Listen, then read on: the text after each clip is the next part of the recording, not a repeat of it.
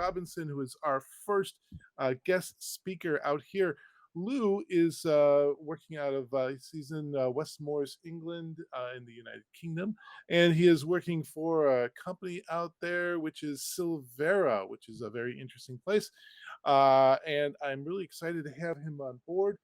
We will have another speaker in the second hour, but it's a surprise. We actually had one speaker kind of drop out, so we're going to do something kind of fun with a game of Stump the Automation Engineer with some codeless test automation. But that's for the next hour. And Lou, let me check your mic. Can you hear me okay? Yeah, I can hear you. Can you hear And me? I can hear you too. Cool, cool. You didn't make the same mistake I did. As I just a quick one other thing is that I'm Paul Grossman, the Dark Arts Wizard. That's why I've got the funny hat on, just hiding the receding gray hairline over there. You can catch me on Twitter, talking all sorts of other stuff about automation, and that's all I really do. And I'm going to say, basically, let's see, Lou, you've got a presentation over here. I think you said what is the name of the presentation? It's something like Delusions of automated testing. that's what I was thinking. Delusions of automated. I suspect somebody at some point you're going to say, "Hey, let's automate everything. Get 110% automation done." I'm looking forward to this. I hope everybody is excited. I'm really looking forward to this. Lou, I'm going to pass over to you and take it away, my friend. All right, let's see if the screen sharing goes as well as everything else. I think it's going to be okay. Ta-da! Can you just see the slides?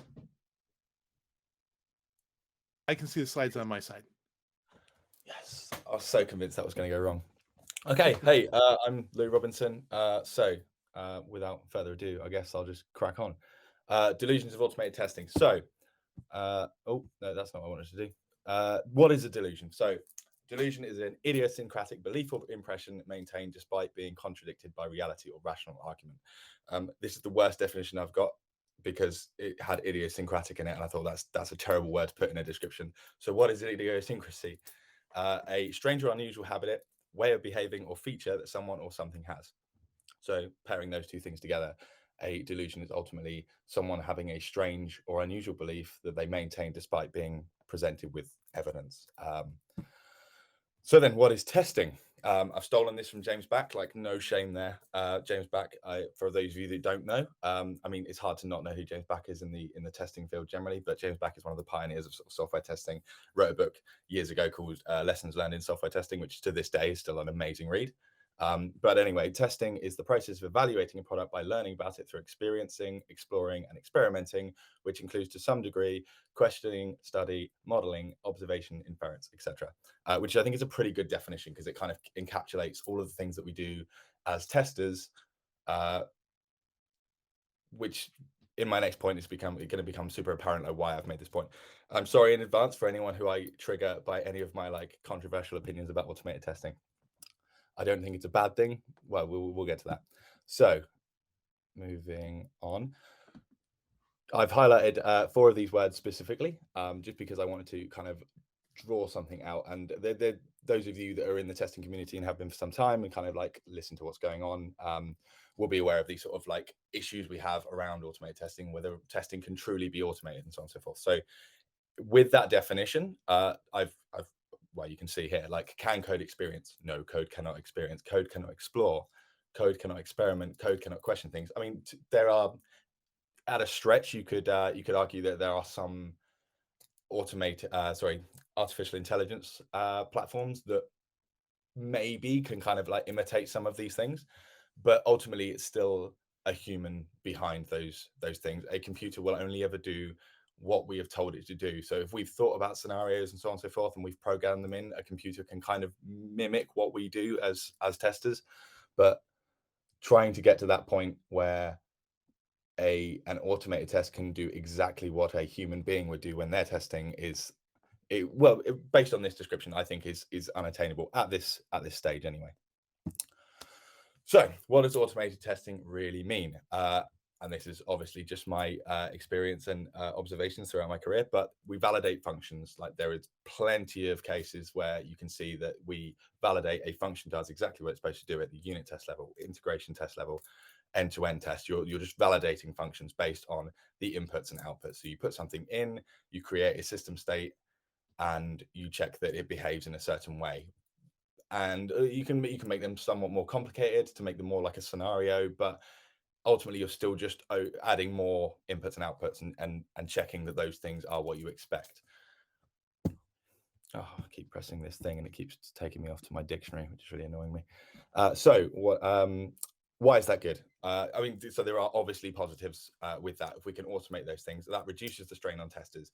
We can run tests a lot faster if a computer is running through them and validating all these things. If you have a human being do that, something that might take a computer 30 seconds is going to take a human being a couple of hours potentially. It provides fast feedback. Again, the same sort of line of what I was saying. If a computer can do something that fast, you can get that feedback much quicker, and you can see where the problems lie without having to infer them and explore yourself manually, as it were. It speeds up delivery cycles. Again, all of this stuff is basically reliant on the tests being faster when they're run by a machine.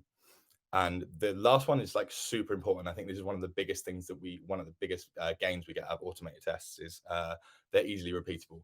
Human beings have it's kind of a boon and a bane because we are really bad at doing the same thing again and again and again, exactly the same way. And that makes it really hard to reproduce errors sometimes. So sometimes you might see something, and like you get this with a lot of junior people in the testing and QA profession, right? Like where they'll be like, oh, I'm really good at breaking stuff. And half the time it's just because they're really good at doing things in an obscure way or an unexpected way that breaks things. But like trying to get them to reproduce those things is not something that they find as easy.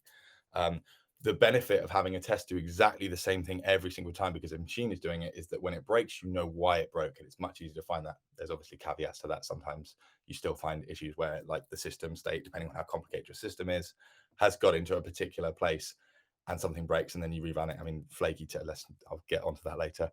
But for the most part, easily repeatable means you can rerun it and you can see the same inputs and outputs being validated in the same way. So if something breaks, you can generally easily repeat it in order to debug.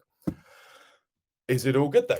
So, and these are some pretty sweeping statements, which I will quantify later on, but it undermines the craft of testing. So there is as I alluded to earlier, there's a lot of debate in the testing community about whether you can actually automate testing because of the kind of 4 points I made earlier about whether code can actually do the things that we do as testers. There's a really good white paper actually by James Back on this, and it was about how compilers used to be called auto programmers, and they changed the name because it basically upset the development community so much. I actually think we're in a place in the testing community where the term automated testing has been used so much that there's no way we're ever going to get rid of it, and we kind of have to educate better rather than try and take it back or change it. It's just too much usage of the term, but it undermines the craft of testing by kind of delivering this belief to people that are not aware of how it works that you can automate that job entirely, which most of us will be aware that you can't do. It does not verify. You cannot ascertain based on the validation of inputs and outputs that a product that you're building is fit for purpose. Does it actually meet the expectations that we set at the beginning? A computer doesn't know. You've told it, like, does it do these things? Yes. Okay. Does that meet the goal that we set out to achieve? Don't know. Like it's too much like inference about the behavior of the product required in order to actually answer those questions. So the verification element is still something that we very much have to do as human beings. Treat it as a silver bullet. Like a lot of people, I've worked at places like this where they're absolutely convinced that once they introduce automated testing and cover everything, they'll never see any bugs again. Kind of what Paul was alluding to earlier when he said about 110% testing covered everything. It's never going to happen. And there's a lot of people that are under this false belief that's the thing. Automation testing is the next big step, and we're going to solve everything with this one thing, and requires maintenance. Like I cannot state enough how much work it is to like maintain a big suite of automated tests, and it's only getting more complicated. There was a time when I first started doing automated testing, where you didn't test the API. People weren't testing APIs. People were testing like the front end of things, and that was it. That was the extent of automated testing. And now you have so many different frameworks. There's so many different ways to do it, and people have different ideas about the right way to do it, how to set up tests, how to tear them down, so on and so forth. And it's got very complicated. It's another set of development in its own right, and that people don't consider when they go, oh well, let's just automate all these tests. So how it begins, I don't actually know. I was thinking about this when I was writing this, and I have no idea where the first automated test came from, or where it came from generally, like the idea that testers own all of the automated tests, because as we all know, like developers write all their own unit tests for the most part. So I don't know where this idea that testers own all of the automated testing from a more behavioral driven level came from. But anyway, I like to think it went something like this. So repeatable mundane test exists.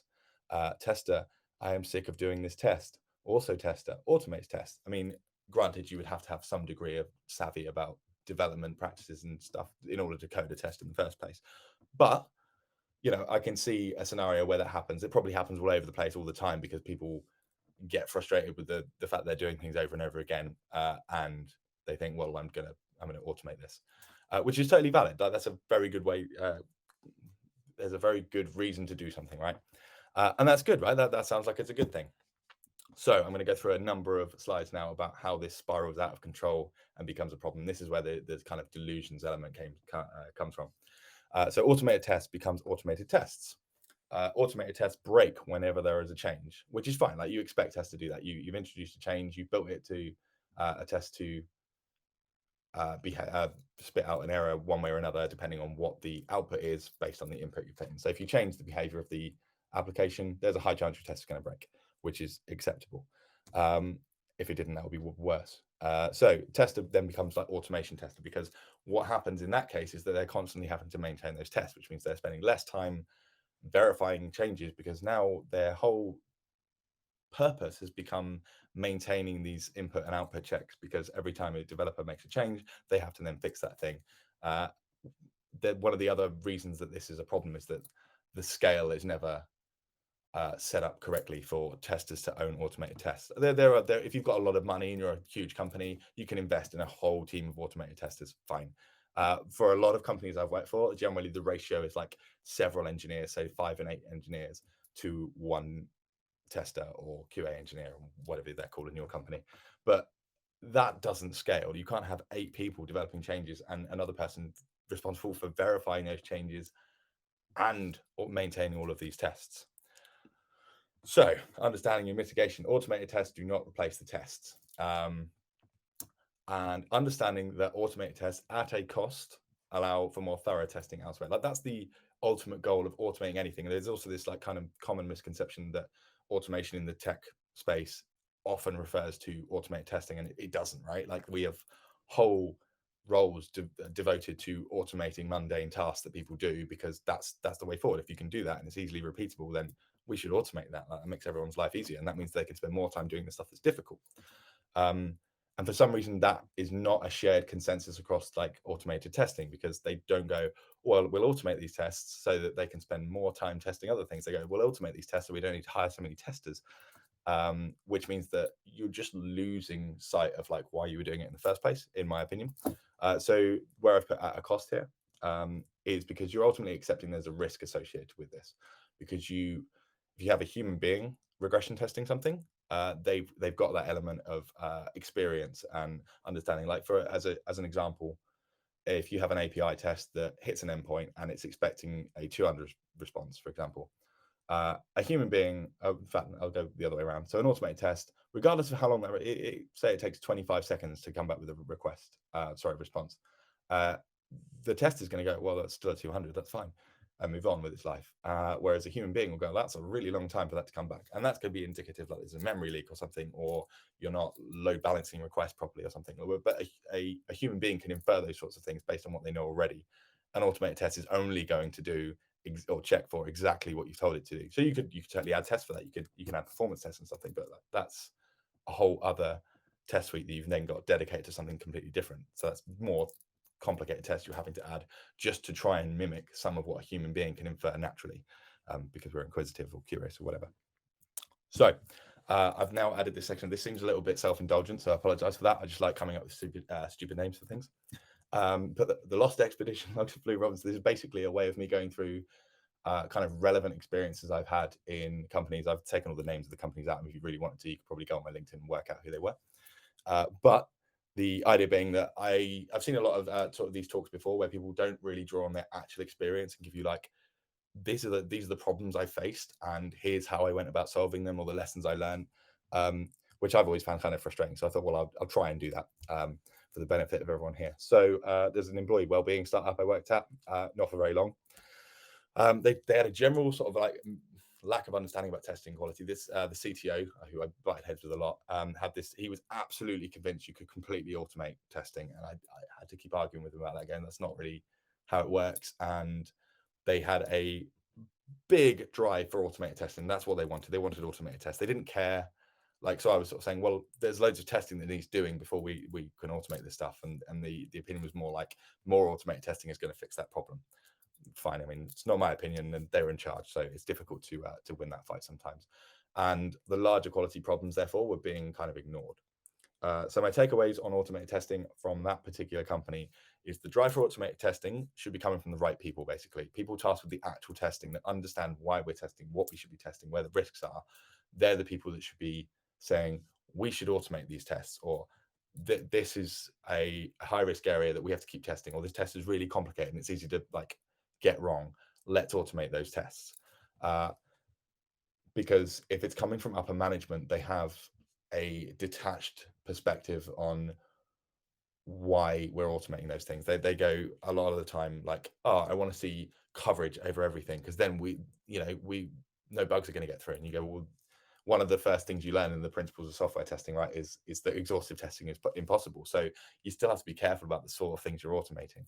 And the other side of that is automated testing will never replace testing. I've kind of alluded to that before, but like, it just reinforced my opinion on that. Like, I've seen what they were doing, and like for example, this particular company had a client that sort of 140,000 users strong, and we had two testers, me and another person, and we weren't even working on the same product. So that's ultimately one tester pitted against 140,000 users, and I was going, "There's no way we're ever going to find stuff as fast as them." The bigger, the more value add thing we can do in this sort of instance is try and prevent them happening in the first place, rather than trying to catch everything that's going to go wrong. Like, we're already at that stage.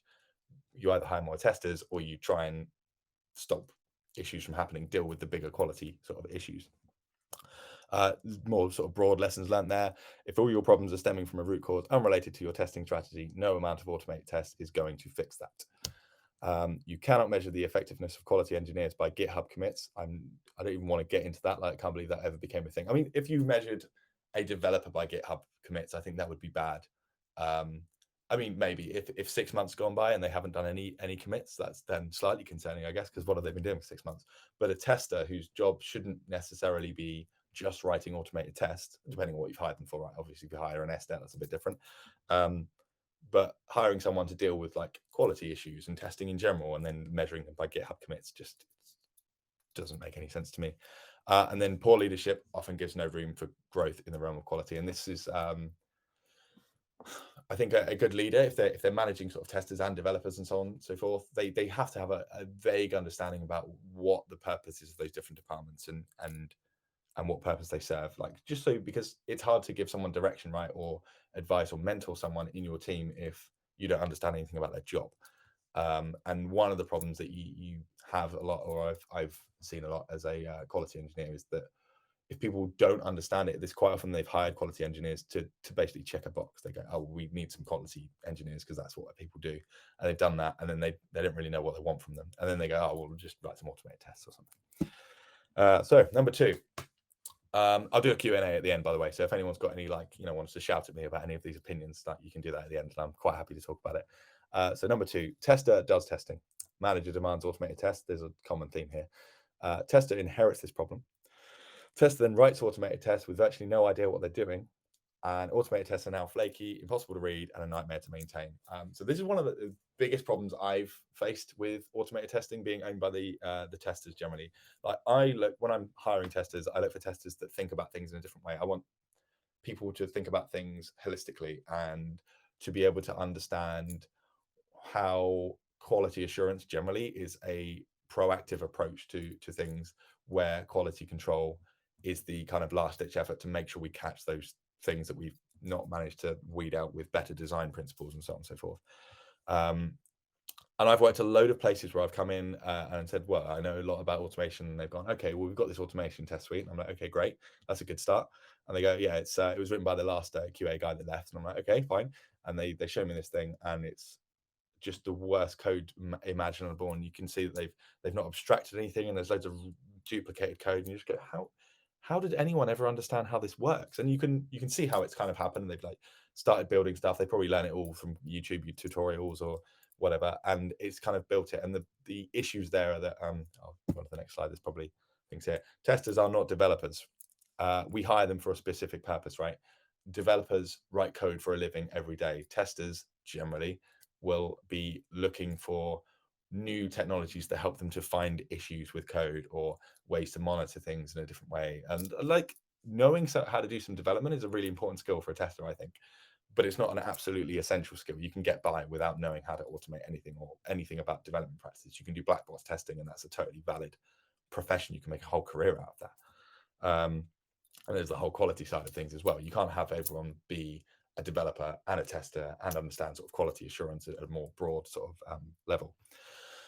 Tasking someone with no experience to write missing critical code is not a good business decision. You wouldn't hire someone that knew.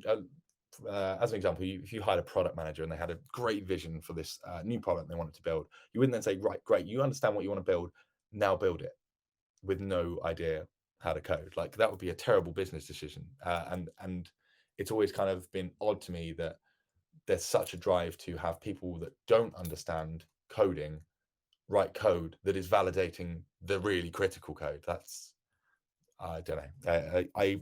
I used to be more on board with it, and the older I've gotten, the more frameworks I've seen that have just in some dire state. I just thought this is a terrible idea. Why do people keep doing this? And then, as with everything, there's exceptions to the rule, right? There are some testers out there that do understand development and do know how to build good things, and none like want to learn how to write stuff in a decent way. But the majority, in my personal experience, don't do that. They're kind of siloed on their own, just building whatever they want. And at some point, there's this crunch, and then the tests become unmaintainable, and nobody knows how they work, and then that person gets fed up and leaves, and then you basically have to start again, or you spend even longer trying to unpick it all. So I work for a mid-sized sort of e-commerce company. This is kind of in the middle of my automation engineer kind of career. Very heavy on process, quite a big company. So like it was probably 2,000 people or something. Really heavy on process. They kind of gone through the startup bit, gone through the small company bit, and they just hit that point where there was a process. Everything was ring fenced, lots of red tape, so on and so forth. Huge amount of knowledge silos. There was a different team for everything. They even split up the front end and back end teams, which is not like completely out of the ordinary, but to the point where they didn't really know what each other was doing. Like there was lots of stuff going on in the back end, and the front end team didn't know about it until a lot later, sort of thing, where there was no sort of like synergy between the two.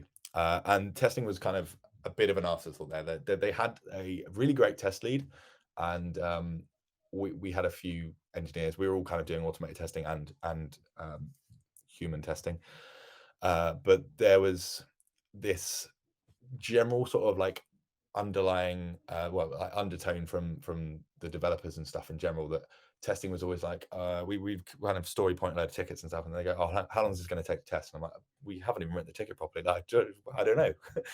How long is a piece of string? And it was never like, well, let's involve testers in the whole shift left thing, right? Like get testers involved as early as possible. That wasn't really a thing there, which made a lot of things very difficult, because then we're trying to write everything after the fact, including automated tests.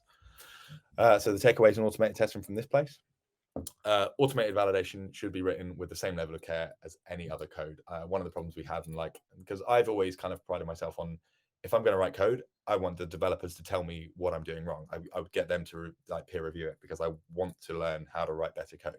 And I don't see why, if I'm writing code, it shouldn't be held to the same standard as the developers writing code somewhere else. And that was not the consensus then. There was a lot of stuff we had that was just bad, and it just used to fall apart all the time. We had a nightmare with flaky tests and so on and so forth, and building stuff on the front end. I'll come back to that. This company comes up a few times. Building an automated test framework is not a task for the inexperienced. Kind of alluded to that already. Like, ultimately, writing automated tests is a skill in itself. I think building a framework from scratch is super dangerous if you don't know what you're doing, because you don't understand why you're doing it. You can watch a YouTube tutorial and you can copy what they've said you're doing, but you don't understand the underlying rationale behind why you've done it that way and something. And that means that when you hit bigger problems later down the line, like if you didn't understand anything about parallelizing tests, and you get to a point where your tests take 3 hours to run, for example, and they're like, oh, why don't you parallelize it? And you go, I have no idea what that means because I just did this from a YouTube tutorial. That then becomes a big problem for you. And you cannot have a bus factor of one with your automated validation. So whatever you've created in the sense of automated testing. So one of the problems we had here is that I was the only one that knew how anything worked in terms of the actual framework. So whenever the test bit broke, I had to fix it. I literally had to come in for my day off like a couple of times because the test would break and they'd go, the release is stuck. Oh my God, what are we going to do? And then I had to come in and fix these automated tests. Bigger question there is, why do my automated tests keep failing? But I'm not going to talk about that. So lessons learned more broadly here. Rollback should be a last resort. This is, not all to do with automated testing, obviously, but the panic used to be like we'd deploy something, it would break something, and they'd roll it back, and we end up with these stacked up releases, which then becomes so much harder to test. And it's just much more likely that the automated test then will break because you've got several features going out at once, so on and so forth. It's an absolute nightmare. The more people that work with your test framework, the less of a risk it is. I mean, it's the bus factor thing, right? Which is why I am such an advocate for it not just being the test team that understand it, because there's generally so much scaled down compared to the development teams. Like, half the developers understand what they're doing, right? So that they can help. And testers should have a proper seat at the table. I try to never work for companies now where testers are not treated kind of with equal respect to like the developers and the product managers and so on and so forth, because it is a totally different skill set that you're looking for from testers. And if you don't value that, then you're setting yourself up for failure. Like, if you don't have anyone thinking about stuff at that level, then you're missing a trick. There's a lot of risks and stuff that people don't think about, and that's why testers are that's why it's a valid profession, right? Number 3. So manager hires automation tester even. Automation tester writes end-to-end tests for the front-end application. Oh, this is a good one. Tests take forever to run and only tell you whether something is wrong with the front end. Meanwhile, back-end changes are going untested indefinitely. This was a much bigger problem, I think, sort of like 5-6 years ago, or were the places I worked anyway, because a lot of places hadn't like built APIs. Like, it's only more recently that everywhere that I work has got an API or multiple APIs. And there's just there was this fear of like testing the back end. And I don't know where it came from. I think it's because if you could see the tests running, people were like, oh, well, that's definitely working, rather than getting the outputs in a terminal and going, oh yeah, that looks like it's fine. So understanding mitigation on this one. APIs and backend services are absolutely essential for an application to function these days anyway. Like, we have microservice architecture, which is infinitely complicated. And if you're not testing that stuff and you're just testing the front end, debugging is an absolute minefield, because you could throw a sub 500 error on the front end, for example. I mean, because that's what people like to do, right? And you go, okay, so this test is broken, and then you say you've got 100 microservices. You go, okay, where do I start digging? Like, you have no idea where to start unless you had very good unit test coverage or integration test coverage or something lower down, and they were also covering the same test. So I always find it kind of like a little bit strange when you have these automation testers that are just focused on automating the front end. Testing the back end is faster. It's so much faster. Like, if you test an API, you can cover so many more tests in it's probably a magnitude of like 10 or something to test the front end, because everything just it takes slightly longer to render and so on and so forth. Even if you're running headless, like, it doesn't save you that much time. An API, if it's any good, is going to respond almost instantly, depending on what it's doing, right? Like, you could do some crazy complicated SQL queries or something, and then there's a exception. I'm going to stop undermining my own points in a minute. But for the most part, an API request is going to come back like that. And you can get so much feedback so quickly before you've even built the front end for it, which prevents you having problems there, right? And a front-end test suite, whilst nice to have them visually impressive, I totally understand the sentiment there, is not as useful as better coverage in the API. If all of your, I mean, these days, you shouldn't be putting like complicated logic and conditionals in the front end if you can do it in the API, because it's quicker to do it in the API. It's generally better practice, right? Because you want there to be a single source of truth for all of the things that the complicated stuff that your application does, which leaves the front end engineers to just have to like interpret that and display it in a nice way. Like we put much more focus and emphasis on the visually impressive element of the front end applications now. Like with React, for example, like you can build some really impressive front ends that are really slick. You don't want that to also have to be like doing lots of complicated logic with stuff that you could have done in a more performant language somewhere else. The same company again, so some of these points are the same as before, but the focus was on front end testing. We had all of this stuff happening in the front end, and it was really slow. And they built an API as part of a merger they were doing when I was there, and I was like, well, I'm going to test the API because I think that's going to be better. And what we started doing was using the API to set up the tests. So this is kind of a paradigm I've kept since then, in that like there's a specific thing you want to test in the front end. Well, don't load up the front end, log into the front end, go through several screens in the front end, and then test the thing you want to test, and then finish logging out or whatever in the front end. Don't do that, because that's going to take you a long time when you could authenticate the entire session, for example, in the API, and then set it up. In fact, better still, you can set it up. I put kind of API tests in SQL are generally avoided, which was a terrible thing there. And you could set it all up with the database, and then you don't even have to do that much with the API. It's infinitely faster to just seed the database with the data that you're going to need. Use the API to authenticate, and then load up the front end, test the one thing you want, and then tear down with the API again, or the database, whatever. You don't even need to do a teardown half the time if you're going to just reset the database anyway. And the front end test like broke all the time, more flaky, and there was just this kind of like it was just like normal for front end tests to fail. And it's I come back to this point in a little while, but just this idea that you are okay with the test failing like consistently, because then people just don't trust the tests. So lessons learned more broadly, API tests are infinitely faster and more reliable than front end tests. I haven't gone through this already, have I? No. Okay, cool. Data setup using the database is much more reliable than hard-coded values for tests. We had this real big issue where we would, because it was an e-commerce company, and the data we were using in dev, for example, when we were doing our testing, it would be using a database, and you'd have a product catalog, and then it would tell you what the quantity of these products was. And when I first started working there, the way it did it is it had a specific product it was looking up for this one test. There was like literally a function that said, look up this particular thing. And it went and got it from the database or whatever, and just went, okay, yeah, I'm going to use this thing.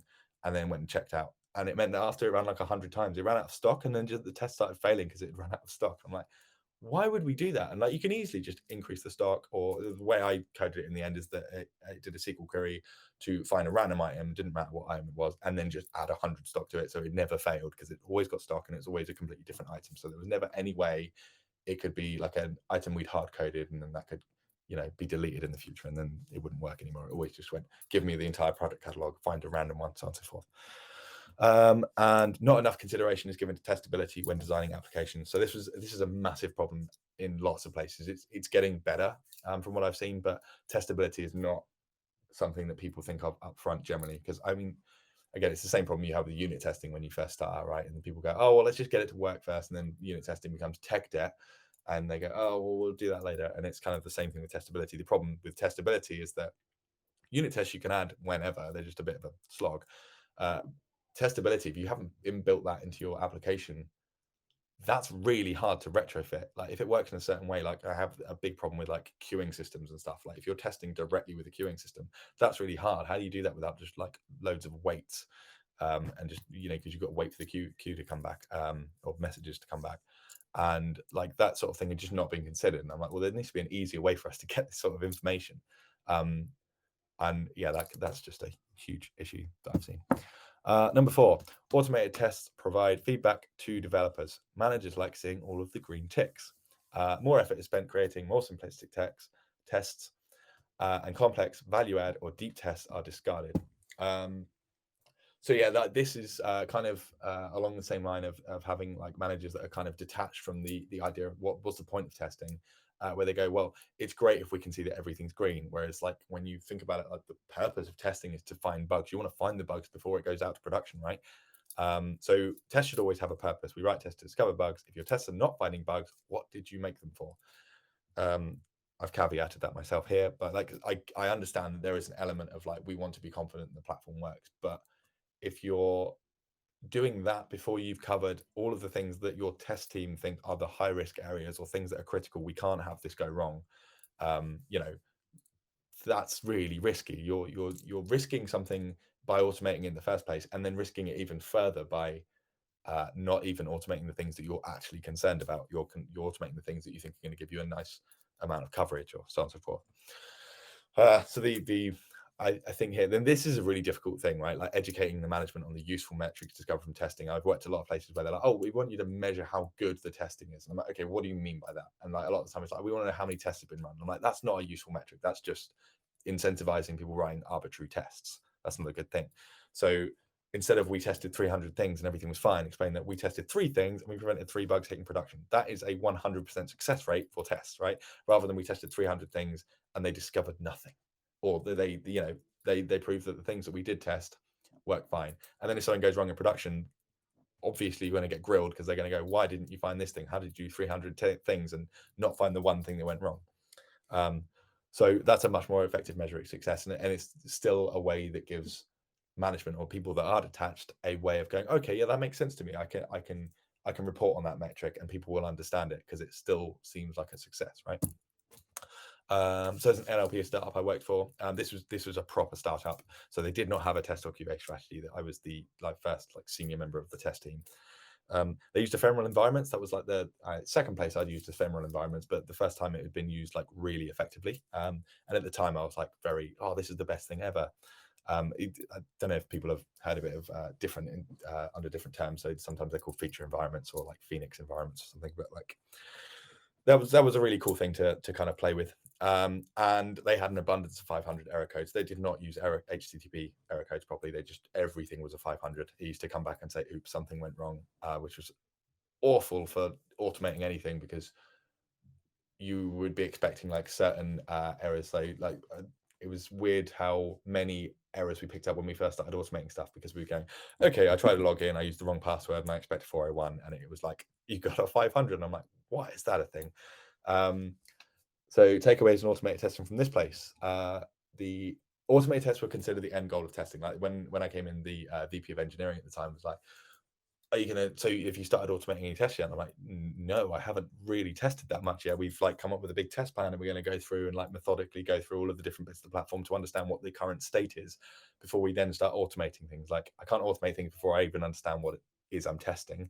And ultimately I wouldn't even know if I was automating the right things if I haven't got some idea of like a heat map of where the risks are and what the areas of the platform that need more testing are.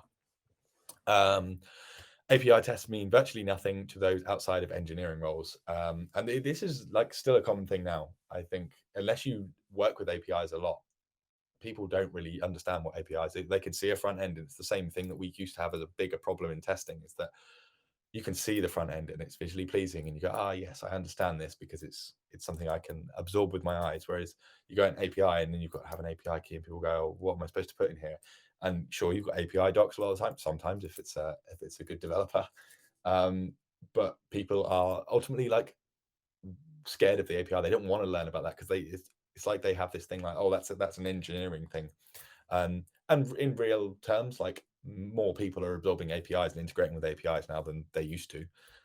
So it should be more commonplace, but I've found that it's generally not. So API tests, when you go, the API is working fine, they go, yeah, but what about the front end? Well, the front end does what the API tells it to. So yeah, that's an interesting one for me. Automated tests were a means to an end rather than a tool to be utilized to improve the quality of the application. So yeah, ultimately they wanted automated tests because they thought better coverage was good for the platform, rather than going, we want you to introduce automated tests because we want the platform to be better. They just wanted to. It's almost like we want to prove that our platform's already good by having lots of green tests, and you go, well, that's not how it works. You You want to catch the things that are bad now so that somebody else doesn't find them later. So lessons learned here, more broadly, not raising bugs does not mean that they don't exist. So me and the junior tester at the time that I was kind of working with, he'd kind of been left to his own devices for 6 months, not having any experience in QA generally. And we came up with this test plan and said, like, okay, we're going to go through all of this stuff. And we found like something like 200 bugs in the first like 2 weeks. I remember the VP of engineering being like, why are all these bugs here? Like, what happened? And I was like, well, actually, nobody's been raising bugs, basically. So all of these bugs have been here for God knows how long, and nobody's been paying attention to them. Everyone's been kind of like just working around them. Everything throwing a 500 makes debugging a nightmare. I kind of already mentioned this a little bit, but like it's worryingly common practice, I think, for everything to just be a 500 and people not to use the right error codes and stuff. Because I mean, I kind of understand the rationale. Like, if something's errored, at least I'll show them an error. But that's not that helpful. If you're really debugging stuff and really looking for problems, you just make it slightly more difficult to then understand where the root of the problem is. And doing the right thing is not always on everyone's agenda. I used to have this deluded idea. There's the delusion on my part there, of everyone wanting to do right by the company they're working for, sort of thing. And again, the kind of an age thing comes with experience, right? That you understand that actually this person has their own agenda and they want to hit their own OKRs, and they're not even slightly interested in what I'm trying to do. They don't want quality for the platform. They just want to tick some boxes so that their manager gives them a promotion, or so on and so forth, which can make what we do super difficult, right? Number 5, I promise these are nearly over. I'm conscious that I'm just talking at a screen at the moment. I have no idea how if anyone's even still here, actually. So number 5, if tests are flaky or nobody has had time to fix them, people ignore the red tests and say things like, oh, that always fails, I'll just rerun it. And now nobody trusts the tests. This is a huge problem. And one of the reasons that I think that some care has to be taken with automated testing, and like when you introduce it and who introduced it and who's responsible for maintaining it.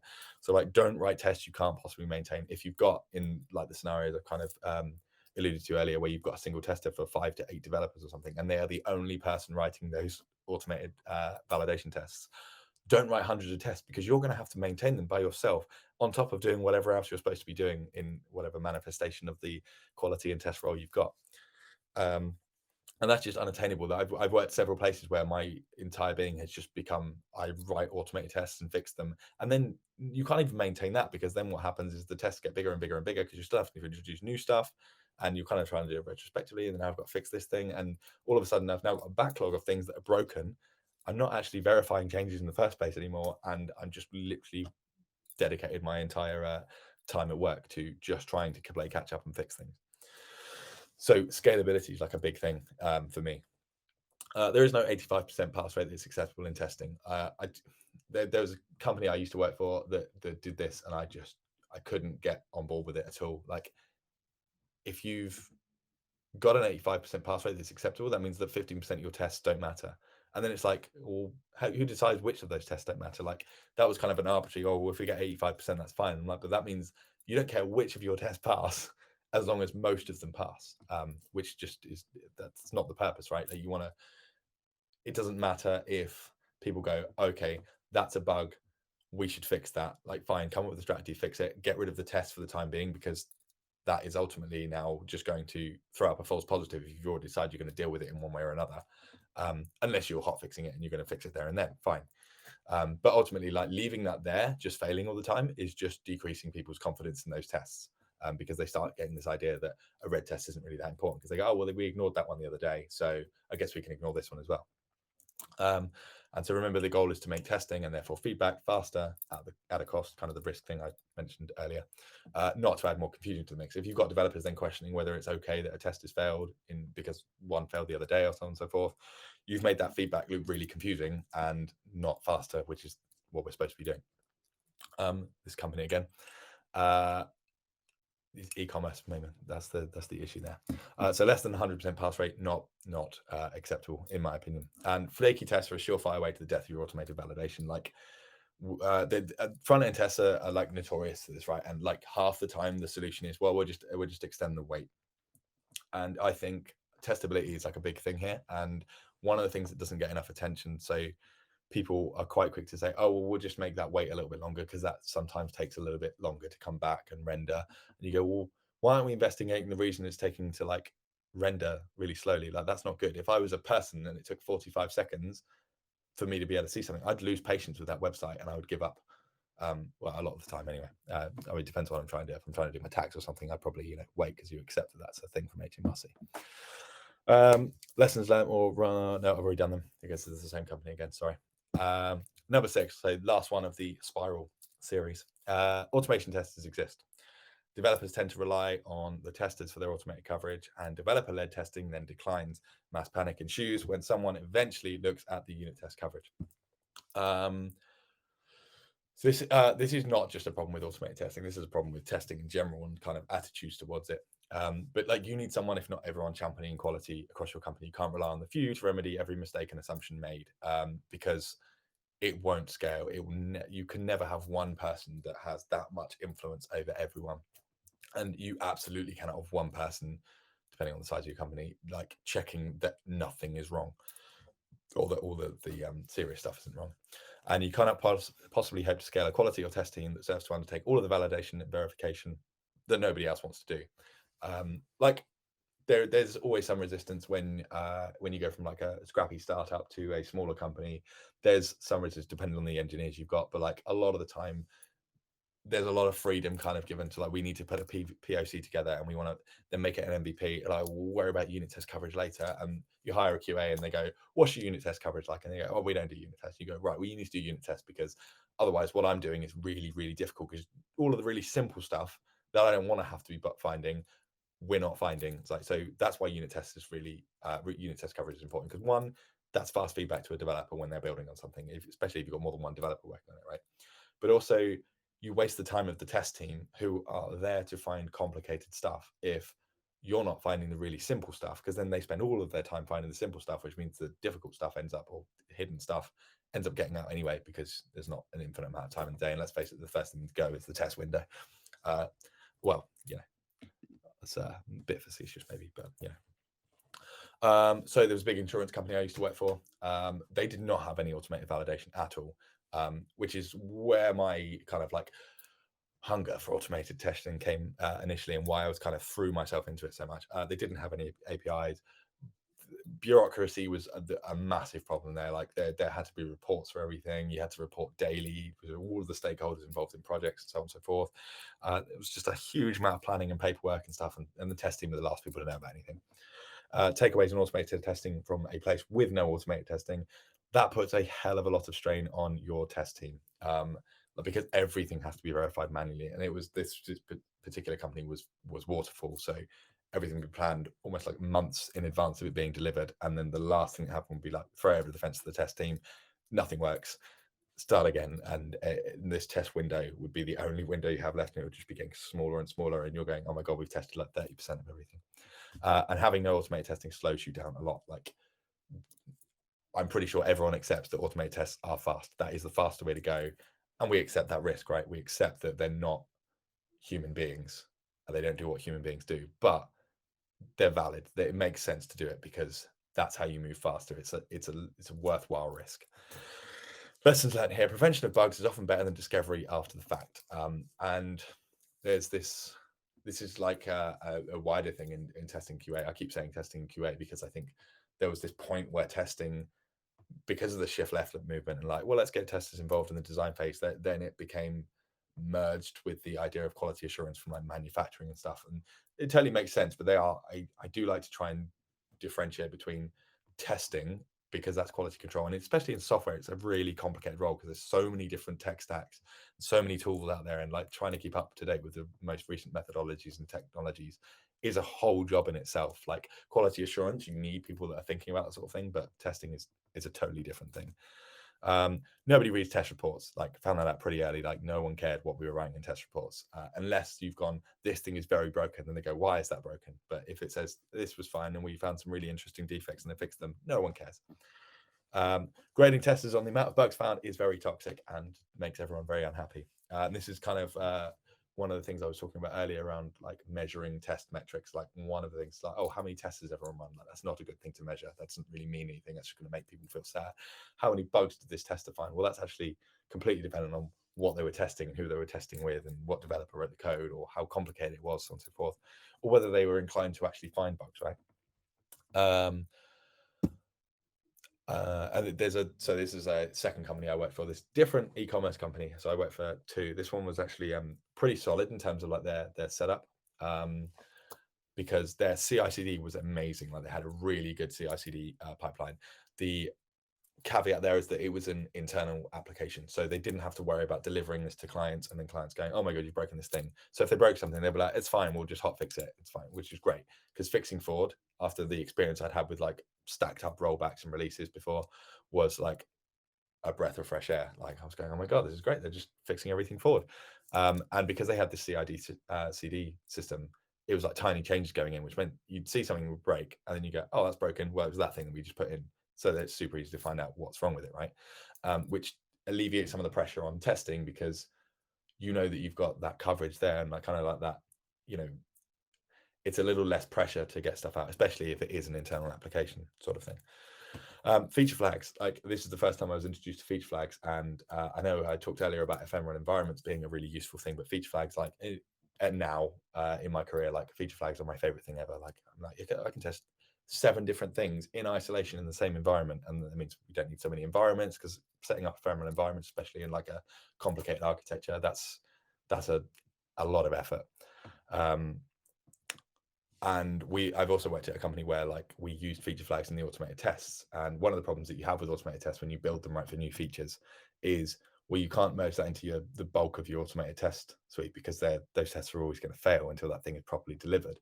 But if you're doing it behind a feature flag, you can just put it behind a feature flag, say, oh, for these tests, use this feature flag.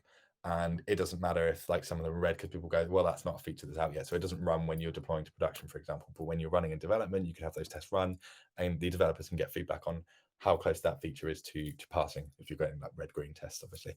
But also the fact that just because you're still developing a feature and haven't put it live yet doesn't mean that you can't regress on that thing that you haven't even delivered yet. One of the problems that you have, right, with bigger features is if you're not putting out little bits at a time and then regression testing those things, you can break something that you wrote 3 months ago and haven't released yet, and then put it out live, and you go, "Oh my god, how do we miss that?" And it's like, "Well, we didn't, but then we broke it, and then we didn't check that we not broken it." And they had a total lack of test leadership, so there wasn't really any sort of coordination there in terms of like what the test team should be doing. Paul, I'm super aware that you write in Java, and this is just my personal opinion on Java, but where possible, Java should be avoided for automated validation. The worst test framework I've ever worked with was written in Java, and the biggest problem I have with it is that I think it's people's go-to. Like when they first learn about automated testing, for some reason, people go to Java. Oh, it's fine. There's nothing wrong with the language in itself. I do think like when people write in C# or Java or Go for automated tests, that's a heavyweight language to use for something that's ultimately just doing input and output checking. There's caveats, as there always is. If you're doing something like that needs to be a really performant test suite, fine, use one of the more heavyweight languages. But there's so many like easy to use frameworks in Python and JavaScript or whatever that are so much easier to spin up. It's easier to read for people, especially the people that don't code. It's easy for them to pick up because it's more human readable sort of thing. But one of the biggest problems I have with it is that people often use Java, even though that's not the native language of the company. So like development teams.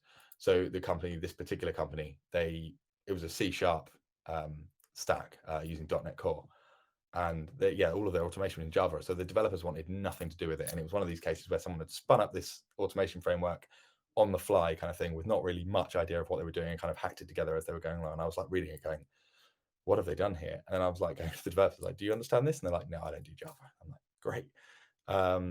So the lesson there, I think, I mean, I'm just being slightly facetious and saying like you should avoid Java, full stop. If your tech stack is Java, use Java. Um, if it's not, don't just write something in Java because there's lots of tutorials out there. Like, spend the time really learning about what you're doing, and rather than just following a tutorial. I kind of said earlier, right? Building a framework is not a easy thing that you should just do based on someone else's advice. You need to understand it so that you don't dig a hole for yourself that you're going to deal with later, or someone else is going to have to deal with later. And CI/CD only works when your testing coverage is sufficient or your application is non-client facing. So, where am I going with this? So, CI/CD, if you've got a client-facing application, if your test coverage isn't really, really good, you don't want to be doing CI/CD because there's no way like your testers are going to be able to like get to stuff in time because things go out too fast. You've written a thing, it passes the automated test, it goes out, it automatically deploys. You could do it so that you did that behind a feature flag, right? And then it becomes okay because you can kind of like, well, we can just test it wherever, knowing that it's hidden away, which is a different strategy, and that's totally valid as well. But generally speaking, people don't give it that much thought, and the test coverage just needs to be really good. And it doesn't matter if you miss something every now and again, right? Because if you're doing CI/CD, something goes out, it's normally a minor thing. You make sure your critical stuff's covered, your high risk stuff is covered, so that you're getting that feedback and it doesn't deploy if something goes wrong. And then when it does, high chances are it's one of the like less severe things that have broken in production, and we can fix forward fairly easily. Or you go, actually, it's not much of a problem. We'll do it in the next sprint, whatever. Lessons learned here. So someone has to set the quality and testing strategy that understands the craft. I mean, that's actually fairly self-explanatory. I don't feel like I need to really elaborate on that.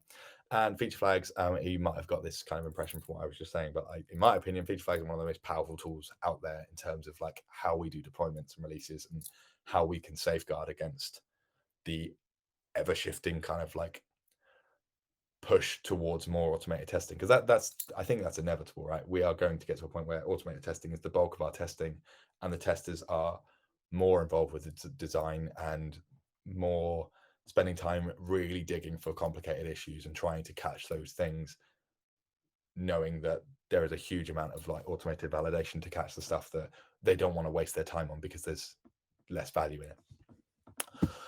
Automated tooling in the community. So why this is bad news for all of us. So testing and quality or quality assurance are poorly defined and widely misunderstood, particularly in the tech industry. This is not a problem that's going away anytime soon, I don't think, based on the sort of interviews I've had and like conversations I've had with other sort of people in the testing community. As I mentioned, like right at the beginning, like we're totally divided on automated tooling and the terminology surrounding like, can you call it automated testing? No, you should all call it automated checking. Like I understand the sentiment there, and I personally am of the opinion that I think it's gone too far, and that's a pointless argument to have. Like, who are we really helping? Like half the time, it's just testers arguing with testers, which is not doing anyone any good, and it makes it harder for us to move forward as a craft, right? Like it's a serious craft, and there's a lot of skilled people in it. So if we're just arguing amongst ourselves about terminologies and stuff, like that's just making us look silly to everyone else. Is automated testing even testing? Not in my opinion.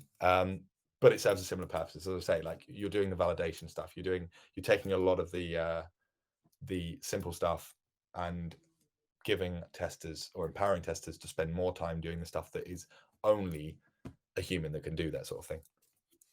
The majority of serious testers are aware of the concept of context-driven testing, which means that arguing about the way in which we're doing testing is rarely going to align if we're doing it properly, right? Because I don't think I could apply the same testing strategy to any two jobs that I've had, because the tech stack is different, the way that they do deployments is different, the context of the company is different, right? So you go, okay, well, how am I going to do this? Let's learn a bit about the product.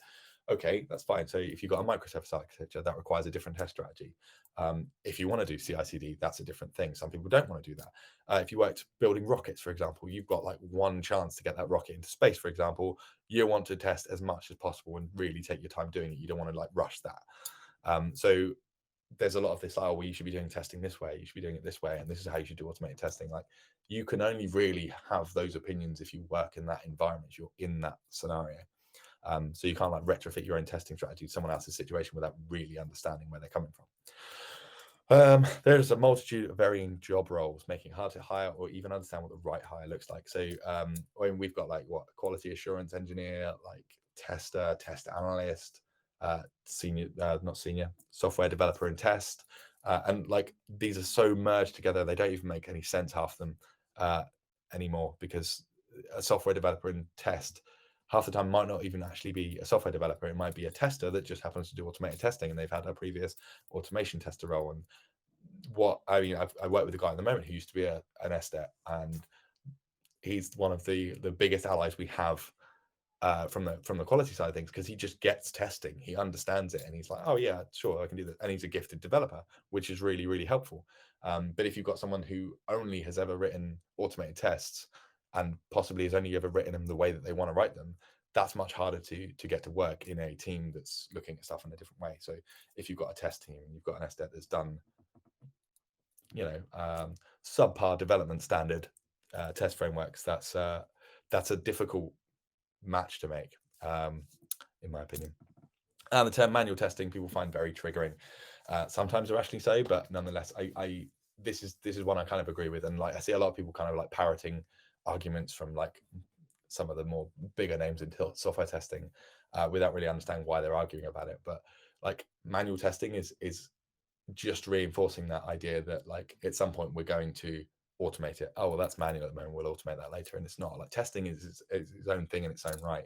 And automated testing, fine, we can call it that, but there needs to be this like understanding that automated testing is just that validation side of things. And calling stuff manual testing just reinforces that opinion that they're virtually the same thing, I think. Other lessons learned, so there's another couple of companies that I work for. I thought I'd just throw these in there just to give a little bit more context about where I'm coming from, lessons that I might have learned, so on and so forth. So it was an ad tech startup I worked at. This was, again, like proper scrappy startup.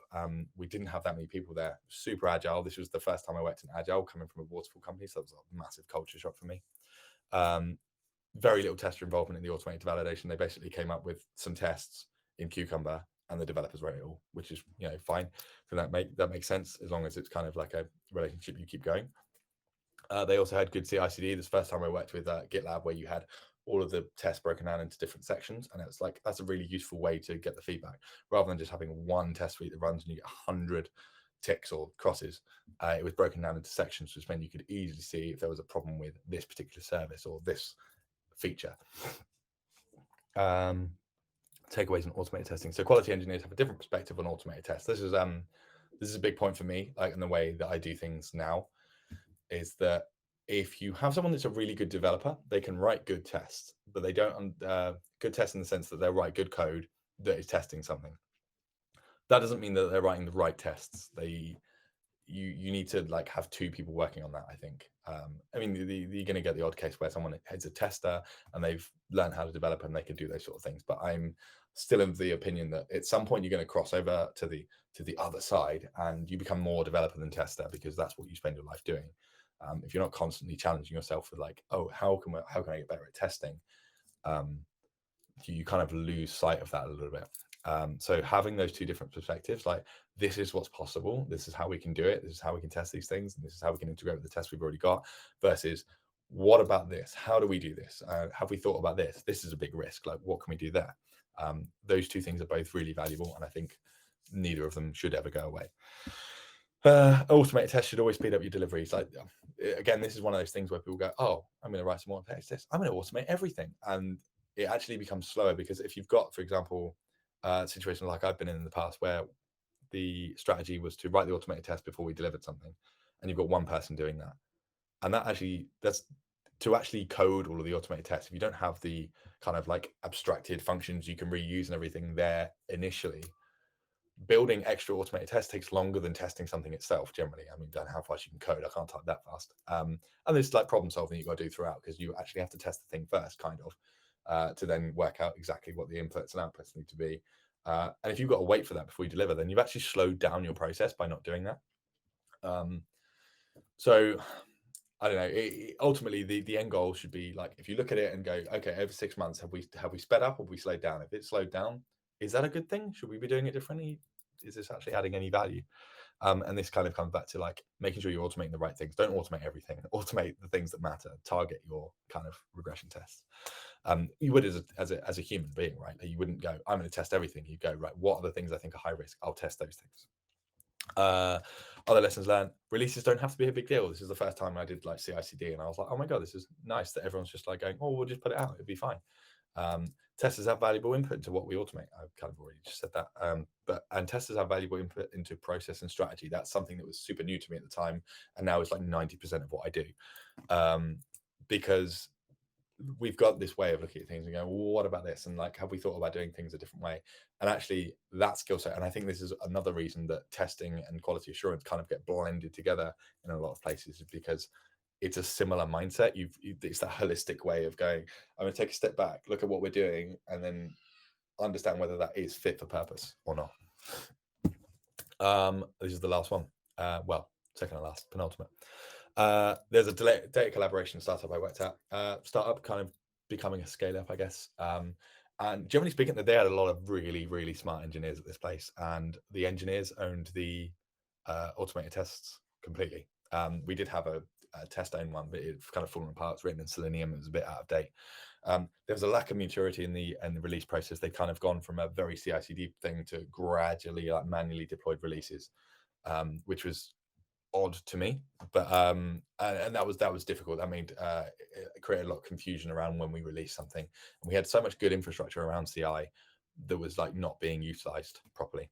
The testing strategy there was really ad hoc, um, and this is one of the big takeaways for me though, was that the testers curated the automated validation. So the idea was that when we did planning of like features or epics, the testers would kind of like brainstorm with the developers and go, okay, well, I think we should, this is something I think we should add an automated test for. Like, we'll test it, fine, but like we want to add some automated testing so that we know that going forward that doesn't break.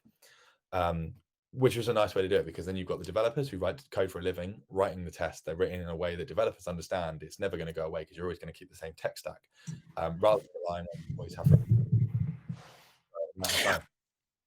Oh, we just I'm actually just checking to see if there's, I'll let you know, there's like about I want to reserve like 5 minutes for a couple of questions that are coming up on the side.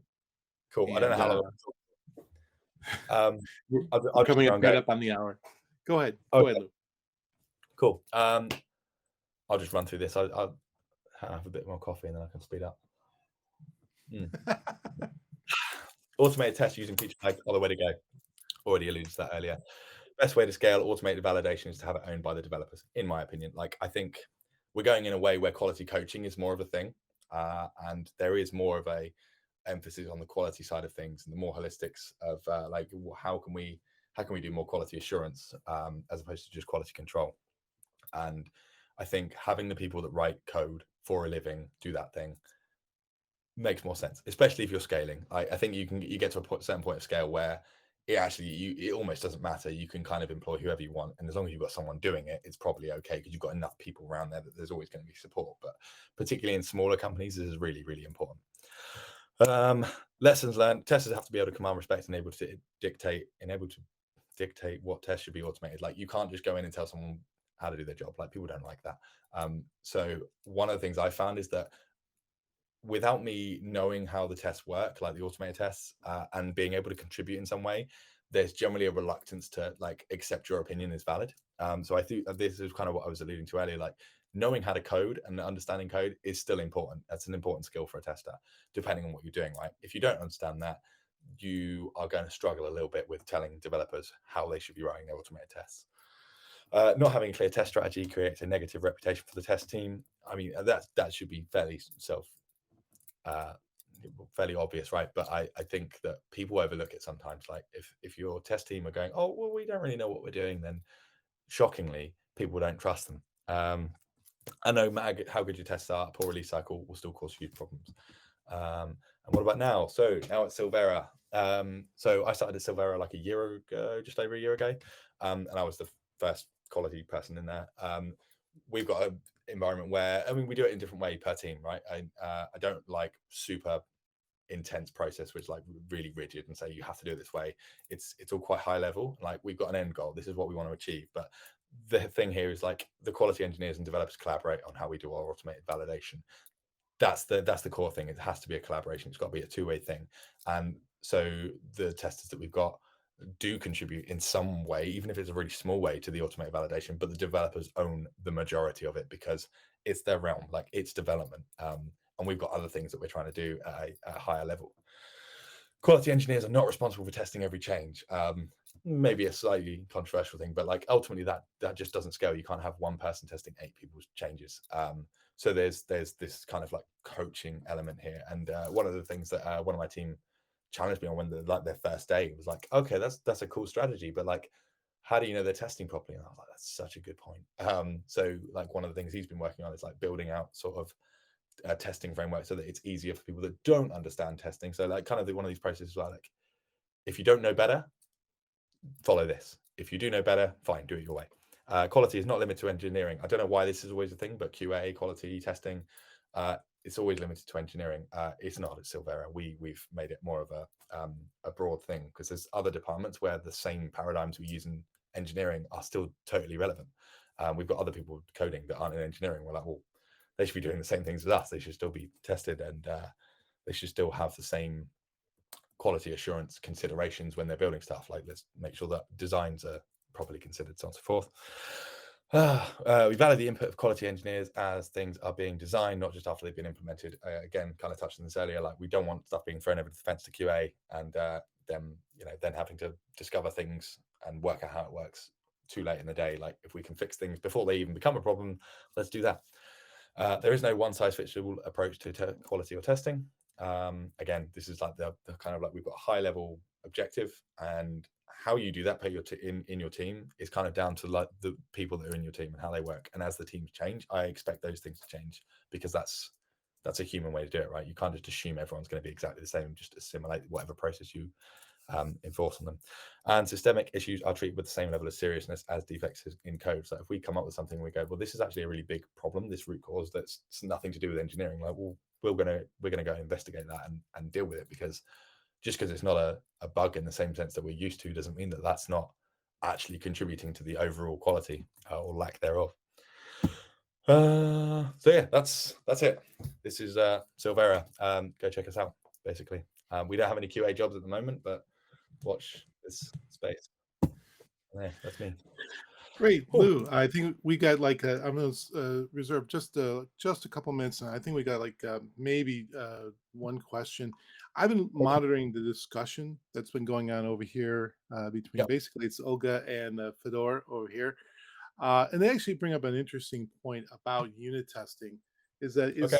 is there a? I mean, unit testing is generally reserved for developers, and you did mention that we are both with developers. We in QA we are developers. We should be following the same things. And but you did say that when we're looking to hire people, we're looking for a different skill set for SDATs than we are for developers. So let me ask you this: what is your idea of what is a unit test in test automation, as versus a unit test, versus what a developer might use for creating an application? I don't think there should be a difference. A unit test is the lowest level test you can have, right? If you're building functions in your automated test framework, those things should be validated to the same degree that we do testing. I mean, that's my opinion anyway. Like, I still maintain that whatever code we're writing, regardless of whether you're writing test code or application code, you should hold to the same standard, especially considering that your automation tests are going to validate whether or not the application code is doing the right thing. So they've built their own tests to do that. We're now building other tests to validate it. It's like, we're at a higher level.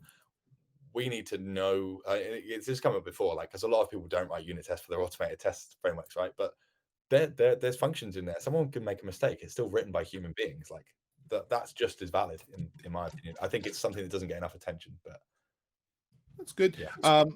In my experience, what I generally do is I do have a script that will automatically kick off as soon as I push something into the Git repository. And then there's one script that I write, which basically tests all the little functionalities, the customizations that I have in the Mhm. framework, and it goes through and it's basically it's generally not an end-to-end test, but it basically touches everything that might be something special I wrote to customize that, and that's what I kind of view as my unit test for my framework, and then everything else is just regression testing or automation testing Cool. on that.